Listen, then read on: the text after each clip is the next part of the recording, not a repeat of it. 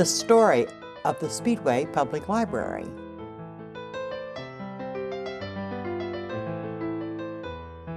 Chapter 1. The Introduction and History. Books, containers filled with information and stories. Stories filled with human imagination and emotion. A multitude of feelings expressed onto pages for all to experience. The library, a container of books, a place for all citizens to enter and become empowered. Welcome to the Speedway Public Library, a place that provides the citizens of Speedway with a wealth of information and allows access to the latest technology. The library hosts live quality family entertainment and loans recorded music, movies, and town meetings. The library also offers assistance from a knowledgeable staff to guide you to your destination. Libraries to the younger generation may seem commonplace, and many take them for granted. To them, the library has always been there.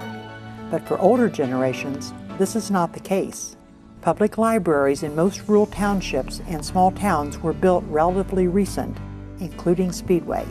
Prior to the opening of the Speedway Public Library in 1968, it was only 3 generations earlier that in 1870, elementary education became free in the U.S. Literacy began to rise, and so did the need for public libraries. In 1876, the American Library Association was formed, and the Dewey Decimal System created. In the years following, libraries slowly began to spread throughout the country. As the years went by, more libraries became accessible, but citizens had to travel to reach them. Chapter 2. The Inception and Leader. In 2008, the Speedway Public Library celebrated the 40th birthday of its original opening on November 24, 1968. This momentous event was not the inception of state or local government, but was made possible because of the dedication and diligence of one person. Even more important to the time period, this person was a woman. The women's liberation movement was being hard fought in many places across the country. How would the town of Speedway react to a woman leading an endeavor of this magnitude? She didn't really say she had discrimination, but she said she needed her nerve. At a time when you did not think of leadership from women, I became their first woman administrator in Speedway, and always felt I had the support of the community as a whole, and I'm sure she did too. So in Speedway, I think women were respected, and their ideas were certainly listened to and many times acted on. Betty Thompson was this woman with the dream, drive, and enthusiasm to make such an attempt. She believed that Speedway should have its own public library. Knowledge is power, and Mrs. Thompson wanted to empower the citizens of Speedway. Betty had 2 visions for the library: to be an information center for the town and to be a cultural gathering place for the town to strengthen the town. She not only loved information and learning, she loved Speedway. Mom's never really been daunted about many things in life, but she was up for a good challenge. As I said, she was a hard worker. She didn't let things stop her or get in the way. She perceived to whatever was going on and just would roll over it and move on. Betty knew she couldn't do it alone and rallied together a small group who believed in her goal. Mom had an interesting base of support in the community as she was working on the library project. Freeman Ketron, who was one of the members of the town board, was a big supporter of hers and one of her primary confidants as she was working through this process. She also had special relationships with many of the clergy in Speedway, notably Father Lindeman at St. Christopher's Catholic Church, Ray Montgomery over at the Christian Church, and Chick Johnson at the Methodist Church, which is where we went. Her friends and neighbors thought it was a great idea. Her family was right there helping her. Chapter 3. The Petition and the Board.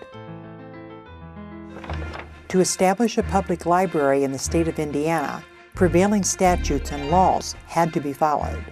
Betty needed to have 20% of the signatures of Speedway residents who had voted in the last election. So she went around house to house, garnering names on the petition to get people to agree to have the library. And that makes a lot of sense because you want people who will be taxed to be agreeable to this idea. These petitions were then to be presented to the local governing body, the Speedway Town Board, which had to be convinced that the endeavor was worthwhile and feasible. Many persons took time to carry petitions from door to door throughout Speedway. My dad was a big player in going out to get petitions signed. He and Mom would go out at night after supper, clipboards in hand, and go door to door, talking the story about the need for a public library and asking people to sign the petition. They also called upon neighbors and friends when they had time available. And graciously, many of the local churches in Speedway also allowed petitions to be placed in their churches so that church members could take the time to sign the petition if in fact Mom and Dad or somebody hadn't come by their house yet to have a petition signed. While people were talking about the possibility of a Speedway public library, a movement was underway in Indianapolis to consolidate all of Marion County into one Indianapolis-Marion County Public Library District. Some Speedway residents preferred becoming a part of this already existing library system rather than starting a new project, which would consume time and, fearfully, much money. They argued the taxes could well be staggering for the initial building outlay and continuing operation costs. Wild rumors circulated about tax increases, none of which were accurate. Most citizens preferred to retain the identity of Speedway as an autonomous community with its own fire department, police force, school system, and eventually its own library.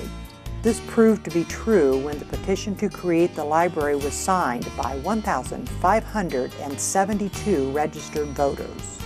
A door-to-door petition would be a lot of work, and you really have to want something, and I'm sure she was happy that it was going forward. On May 24, 1965, Mrs. Thompson appeared before the Speedway Town Board and presented the petition to initiate a public library. Ironically, May 24, 1965 also happened to be my mom's birthday, so she got to give herself a special birthday present that day when she went and presented to the town board. When she came back, I recall that she seemed very hopeful and optimistic that she had had an audience that was receptive to what she wanted to talk about and that they had listened to her plea for the need to have a library built in Speedway.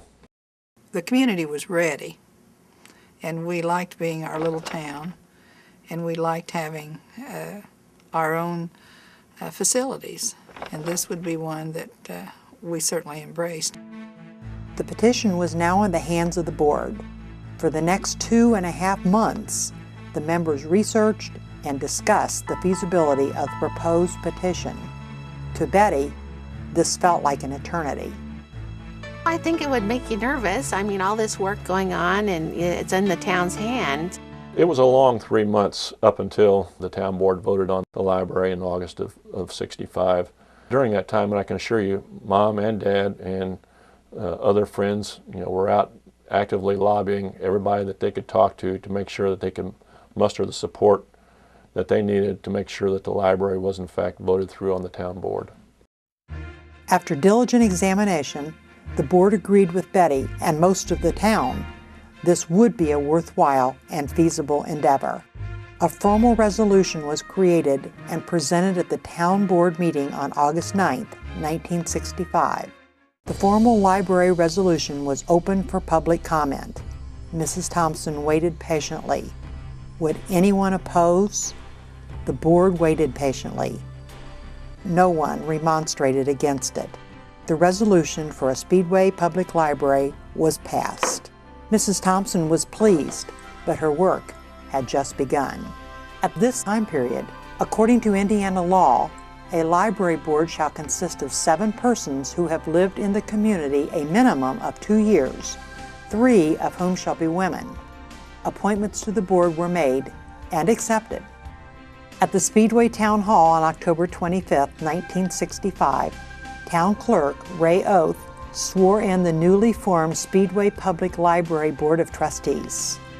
The original board members were Jack Fuller, Secretary Sue Whitmore, Vice President Edith Griffin, Fred Cyphers, Agnes Spencer, President Betty Thompson, and Treasurer Donald Tyler. Agnes Spencer was a teacher at Speedway High School for over 40 years. Edith Griffin was a child librarian who had extensive knowledge in libraries and became a great resource for the board. Sue Whitmore was a driver, and she believed in getting involved in activities in the community, much like my mother did. And she and my mom were close allies during this process. Mom was a hard-working person that believed in setting goals. Jack Fuller and Fred Cyphers were all businessmen in the community, and they brought the business expertise to the table that was going to be needed as the initial library plans were being put together. The library board conducted their first meeting at the town hall on Monday, November 1st, 1965. The planning began at this historical meeting. There were a lot of details that needed research, not only to start the library, but also to maintain it. By the end of the night, one thing was made clear. The decisions to be made and the problems to be resolved seemed overwhelming. The necessity for professional help was obvious, since none of the board members had previous experience in creating a library. It was decided that Betty Thompson and Sue Whitmore would travel throughout Indiana visiting libraries to collect usable ideas and information for the board's consideration. They traveled all over the state. They went to libraries to learn about what their furniture needs were, how they lined their shelves, where they ordered their books from, hiring practices and things of that nature, the responsibilities and job duties that librarians had. So they went to a lot of different libraries, asking questions. The state library helped them. They're kind of the organizational helper for public libraries in Indiana. And she talked to a lot of different organizations and committees. I found in her personal papers she was reading the state library journal about what good libraries would be. So she was really studying to make sure the Speedway Library would be a really good library. Back home, the problem of finding a location for the library had been solved due to a generous donation from the Speedway Lions Club. The library is one of the things that the club has supported over the years, both with the purchase of the land that the library is built on. The Lions Club came up with the money. $2,250 was the initial cost of the land. And they purchased it from the school and gave it to the school library board to have the property. From dream to reality was a slow process. It took 2 years of planning before the architectural design was submitted to the board and finally approved. Contractors were engaged, bonds were issued, and the ground officially broke on October 11, 1967. Chapter 4, The Book Rally and the Eagle Scout. During construction and long before the building was ready for occupancy, materials for reference and circulation needed to be considered. On November 1, 1967, Marilyn Williams was appointed acting head librarian. Her job was formidable: acquisition of materials, budget planning assistance, organization of materials, the initiation of operating procedures, as well as the hiring and training of staff. $30,000 was spent purchasing basic reference works and a core collection of fiction and nonfiction books at adult and children's levels. But this was not enough to fill the shelves, so a call for book donations was made to the residents. As always, the citizens of Speedway rallied. The initial book drive for collecting books and magazines to initially stock the library was actually my Eagle Scout community project. It was my responsibility to kind of get everything organized and to map out the town. We got the publicity out through the flyer so that everybody knew what we were looking for in the way of books and magazines. On April 29, 1968, under the leadership of Eagle Scout John Thompson, the Boy Scout and Girl Scout troops of Speedway embarked on the streets of town. Troop members journeyed from curb to collect books, paperbacks, and magazines. We canvassed the town, going basically door to door, or rather curb to curb, because we asked in the newspaper article to have the people put the magazines and books out on their street curb so that we could pick them up. I do remember they're coming to my house on a Saturday morning, and I did have a pile of things I wanted to give them. As a result of the community book drive, the librarian and board of directors suddenly had to cope with thousands of books and magazines, and there was no library building to hold them. Cardboard cartons brimming over with books were carted to the town hall, the high school, and office complex for storage. The library staff of two, head librarian Marilyn Williams and clerk Rosemary Dewey, worked everywhere, including their own home. On their own dining room tables, they readied the materials for eventual movement and placement on the library shelves. The building wasn't ready, but they wanted to have a catalog, the old card catalog, when they were up and running, so she and her assistant worked on them at home. They'd have to go get the books from where it was stored, catalog them, and whip up the catalog cards in the kitchen. Chapter 5, The Momentous Event. 6 months later, the construction was finished, but the new building was not yet a library. On October 28th and 29th, 1968, the books and magazines were centralized at the new location. It was this action that turned a building into a library. Now library board members and the staff had the task of locating the material in logical shelf order and placing furniture as pre-planned. There were mountains of boxes, books, uncrated furniture, and supplies. Board members dusted shelves, vacuumed carpeting, and pitched in to do many other unglamorous tasks. Hard work prevailed over chaos, and order eventually occurred. The library was ready for business. It all started with one idea from a highly motivated citizen by the name of Betty Thompson. Her enthusiasm was infectious, and many joined her cause. Together, their years of hard work and diligence culminated in one special event. On Sunday, November 24, 1968, the Speedway Public Library officially opened.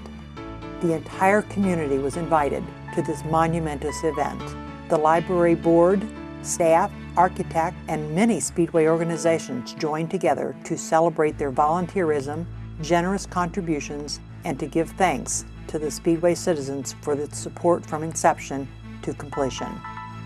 The event began with the Boy Scout Color Guard raising the flag, but to one scout, this flag raising was extra special.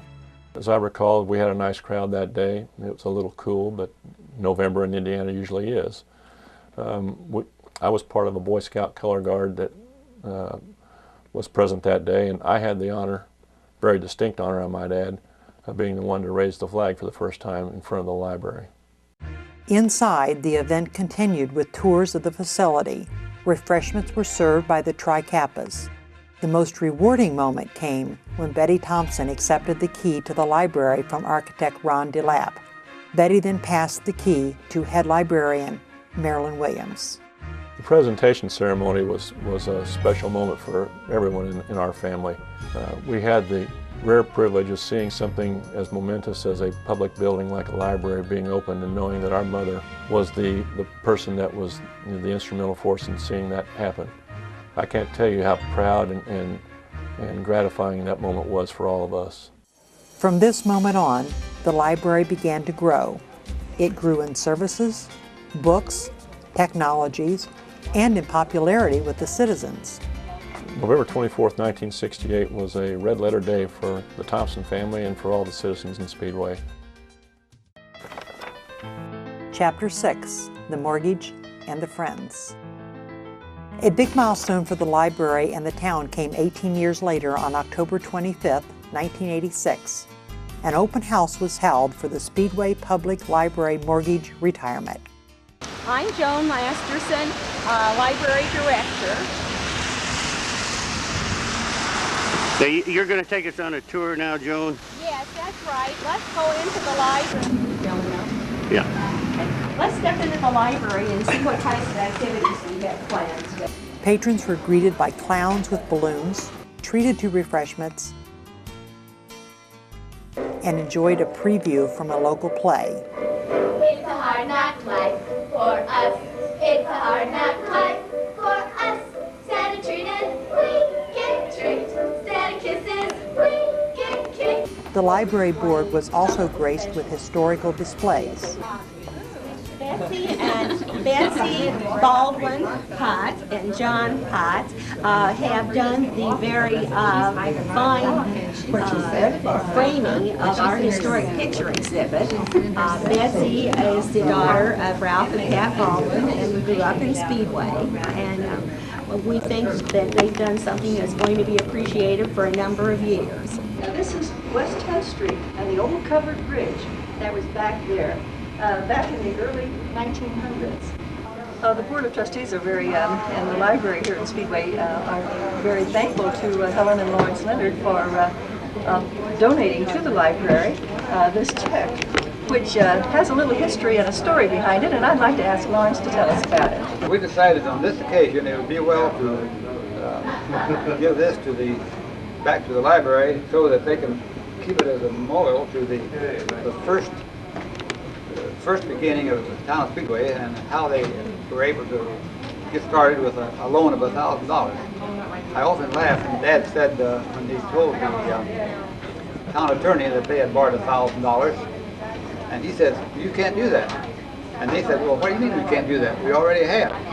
So I think that may have been illegal, but anyway, they had to have money, and they borrowed $1,000 and paid it back 6 months later when the first tax draw came in. So we're very glad to give this to the library for their museum and the conference room or their auditorium. I think it'll be a good place for it to hang, much better than my den. Well, Lawrence, we certainly appreciate you and your ancestors for helping the town get started, because we think it's a wonderful place to live. Well, I agree to that 100% because I've been here about 74 years. Many of the staff were interviewed, including a few familiar faces. My name is Darcy Gore. I'm the processing clerk here, and I've been here 3 years. What's a processing clerk do? Well, I make the books ready to go out on the shelves. I put the pockets in, and I make the card catalogs, and I check in the books to make sure that the books we bought are the books they sent. My name is Joyce Ketron, and I've been a clerk here almost 15 years.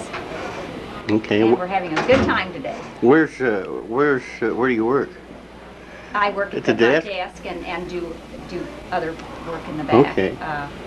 Take care of interlibrary loans and call reserves. Okay. I've known you for a long time. Okay. Some of the staff also performed a puppet show for the kids.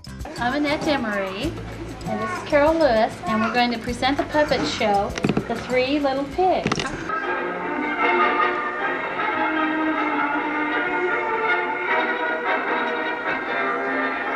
Come on, Nigo, get away from that window.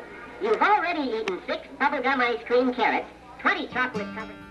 In the late 1980s, another big contribution to the library was the creation of the support group, Friends of the Speedway Public Library. One of our most recent board members, Jamie Dillard, started one of the people who started the Friends group. He and one of my predecessors, Joan Masterson, Wayne Center, Bob Bourne, all got together with other friends and library people and created the Friends group about 20 years ago.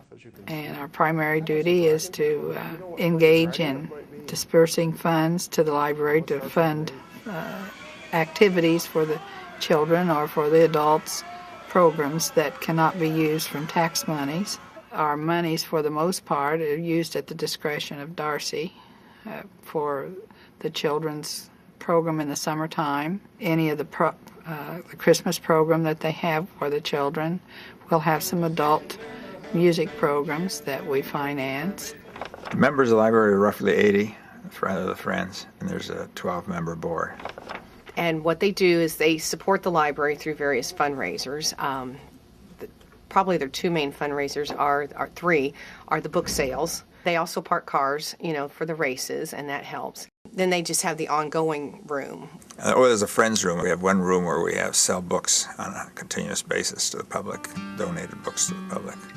The people that are involved in it are very involved and they're very dedicated. We wish everyone in Speedway would be a member. It only costs $5 to be a member. We wish more would do so. The Friends of the Speedway Public Library hold many fundraisers that not only raise money for the library, but also bring the community together in a fun way for a great cause, including guided bus trips to exciting places. They create good trips for the members of the community, and I still go along with them when they have a trip because they're lots of fun. They just build goodwill throughout the community. Chapter 7, Progression and Expansion. Progression was always part of Betty Thompson's plan and fully supported by the library board and the citizens. In the years following its opening, the library expanded its services and collection and kept up with the ever-changing world of technology. The word was out. The Speedway Public Library was the place to be. The popularity had reached capacity in 1989 with the technology boom of the personal computer, DVDs, and CDs. The community room was consistently being booked, and many groups turned away. The library needed to expand and get wired for the future. We needed more room. We need more room now. There is so much available to libraries and so much libraries can do. We need to have the computers available for the community to use, and they certainly are good to help you use them when you come in, because I've had questions that I've asked and they've been very good to lead this novice through. I think it's necessary to have the new innovations. We didn't want to slight the books while we were building and adding all these computers. We want to have all the books people want to have. And also we had a small technological explosion called the video DVD thing happened during that time. And people had DVD and video players and they wanted movies.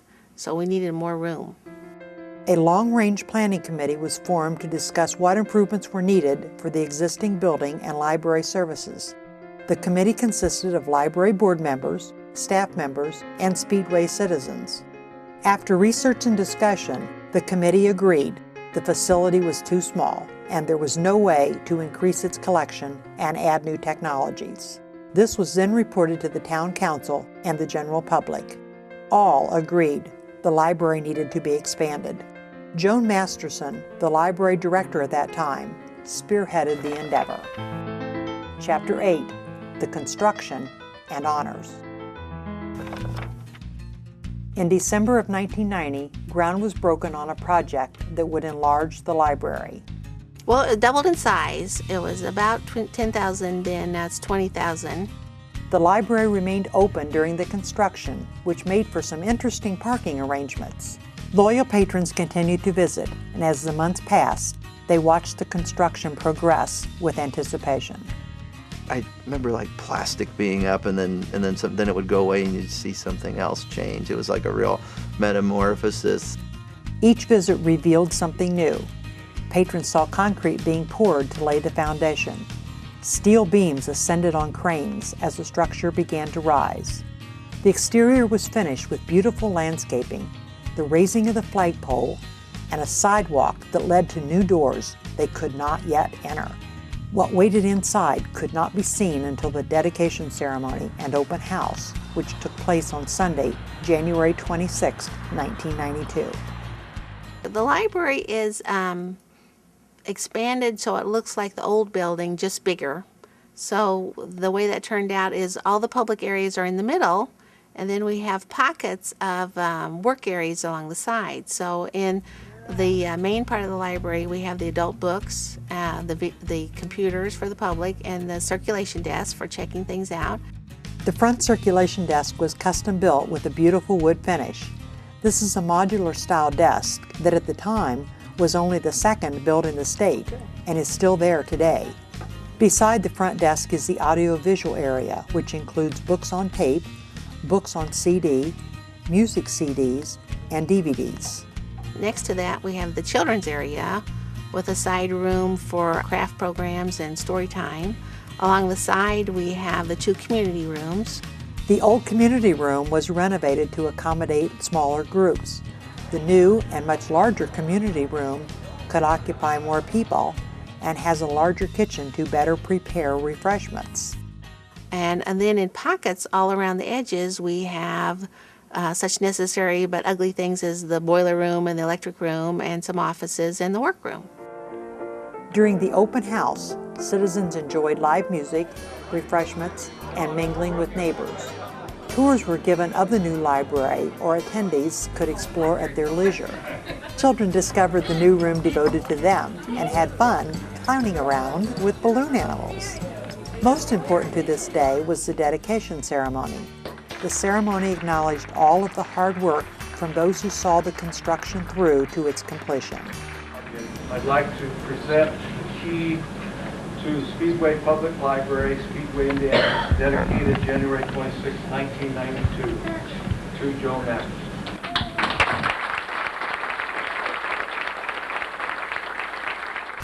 Edith B. Griffith, a library board member of 32 years, was given 2 special honors. There are some famous women, Susan B. Anthony, Clara Barton. Have you ever heard of Edith Griffin? Well, Edith is a very famous and very special person. And so what I've done is have a little presentation here. And this says, this is no ordinary person you're dealing with. And the reason is dedication number 2 for Edith.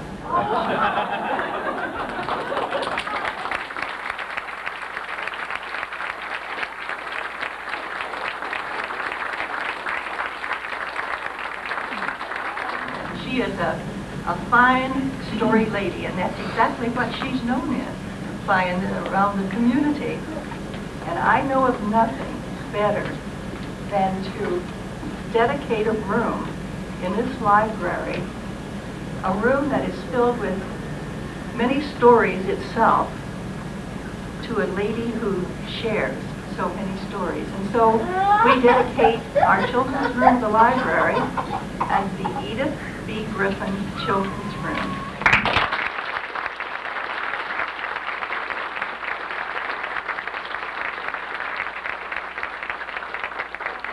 As Joel said, this is my second go-around, and I can assure you that we were just as proud of that first library in 1968, and we're going to be doubly proud of this new library. And needless to say, I'm particularly proud of the children's room because that is so very, very special to me.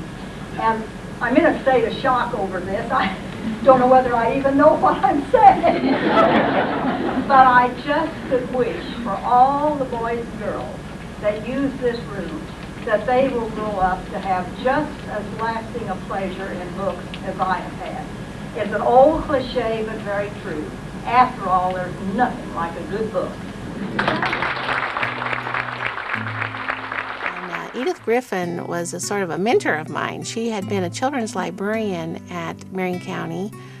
She was on the board for 16 years when it first started, the library first started, and then she was on the board later for another 16 years, so she really put in her volunteer time, and she was not only a great children's librarian, but her love of reading went forever, and she encouraged and did a lot of book talks for local groups, and she gave me a lot of pointers, and I have her library card on my desk as kind of an inspiration of how to be a good librarian.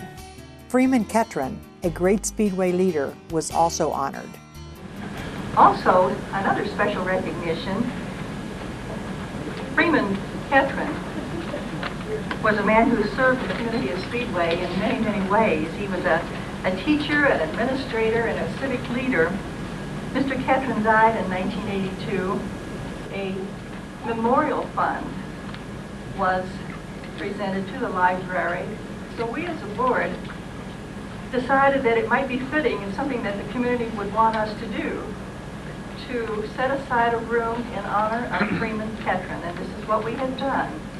We have made the local history and genealogy room the Freeman B. Ketron room. And a beautiful room it is. The wood is cherry. I think it's something that Mr. Ketron will be very proud of. There is a beautiful clock in there that was presented to us from Bob Lutz our attorney in memory of his mother, and it sets that room off. I want you to be sure and notice that, and also when you're looking around, there's some cherry bookcases that were given in memory of Mr. Ketron's only son, David, who died a few years ago. Once fully opened, the library was able to continue with its great collection of books and provide additional areas and services. The library upgrade and expansion also helped the staff to serve the patrons quicker. When we automated in the 90s, we had all the books barcoded. We had the friends and our volunteers and people in the community take all their books and barcode them, which took a lot of effort. Boy, what an undertaking that was for the staff to have to barcode all these books, you know, when we decided to transition that. The barcode system is for us to catalog the books, to check out, check in. Then we have the system that prints out the slips, you know, instead of stamping the books like in the old days. And then now that we're barcoded, they also have RFID, radio frequency, that helps keep us inventoried, secure, so we know where the books are. It's more efficient. It just makes sense. It makes a lot of sense. So the barcoding is just a natural, modern technology inventory. And if you look around this building, it's all about the inventory. When you have 90,000 items, it's really important to know where they are so you can get them to the people when they want them. So barcode scanners, RFID technology all help with that, and it helps check them out faster when people are waiting so they don't have to wait so long. Chapter 9, Future Technologies and Impeccable Service. Darcy and the library board have their eye on the future, including some new technologies coming soon. As the cassettes go away, the new technology will be something called playaways. They're like MP3 players that require no downloading. So there'll be a book on a little box that you can play.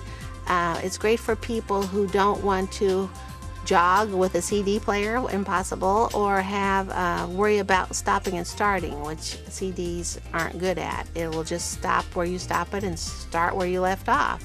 We do have the wireless internet here, and I've had a couple people actually come in. They were race people, and they said, well, do you have wireless here? And I said, sure. And they said, well, what do I have to pay? And it's like, you don't have to pay. And they're like, what? And I said, no, you can just go wherever you want, you know, with your computer.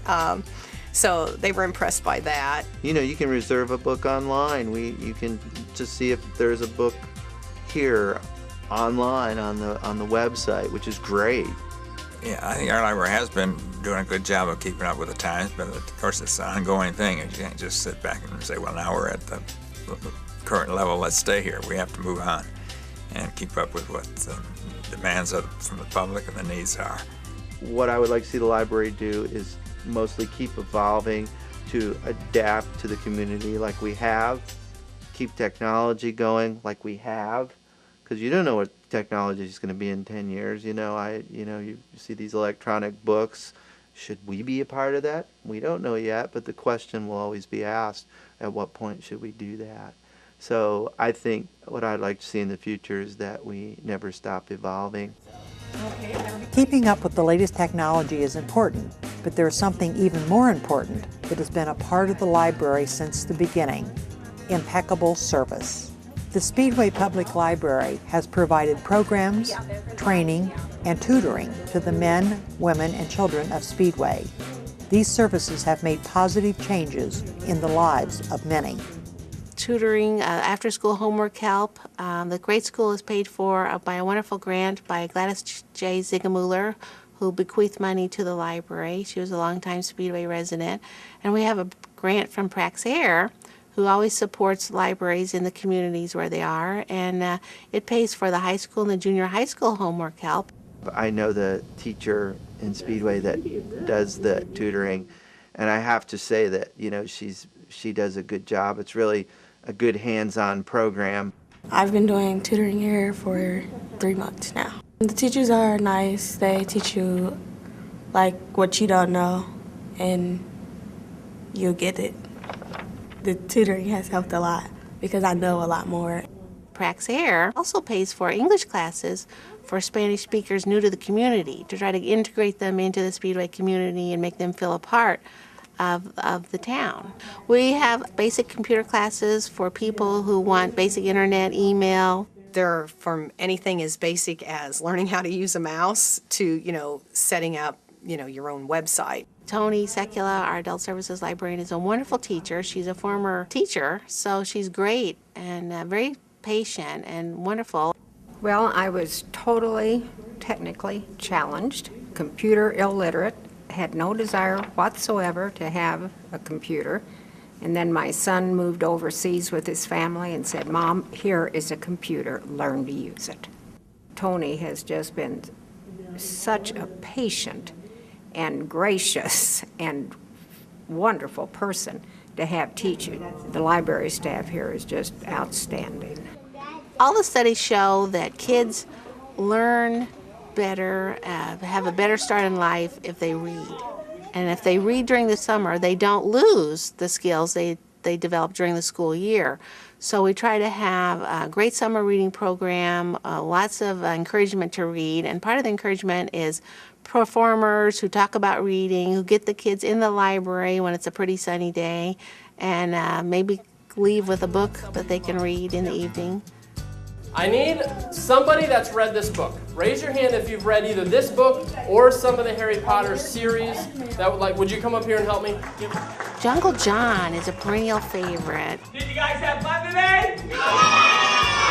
I'm not fond of his lizards, but the kids love him.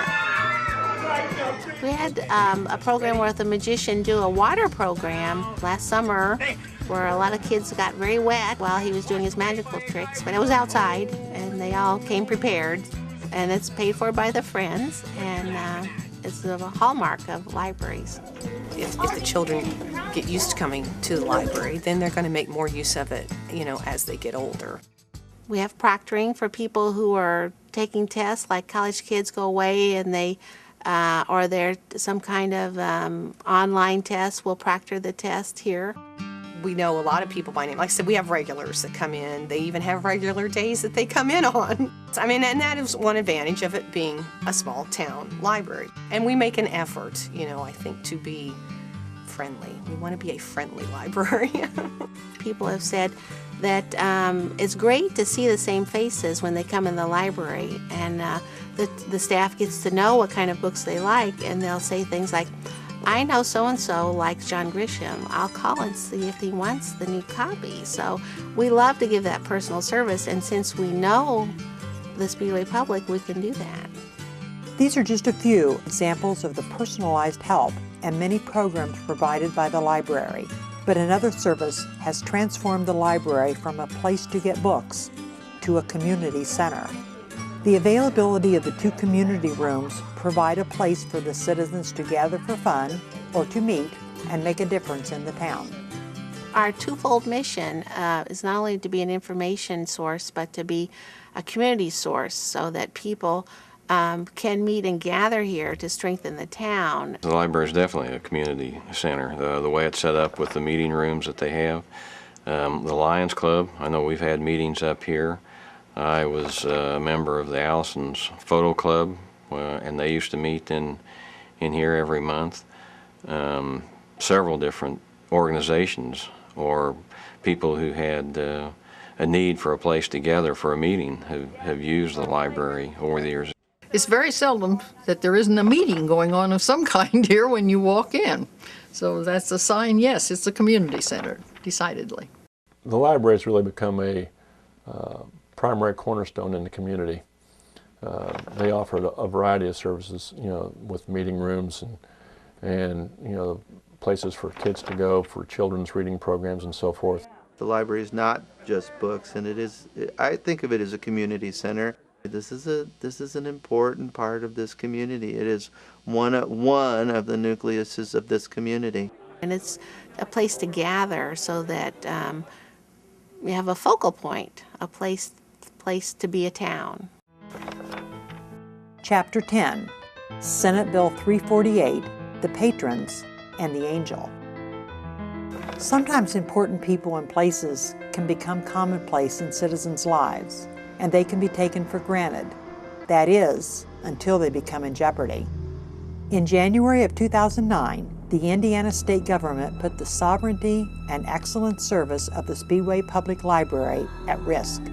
The very services that have made a positive change in the lives of Speedway residents could be stopped. And I would call it a crisis because we've sat here as our great small our library, and somebody was about to say, no, it's not your library anymore.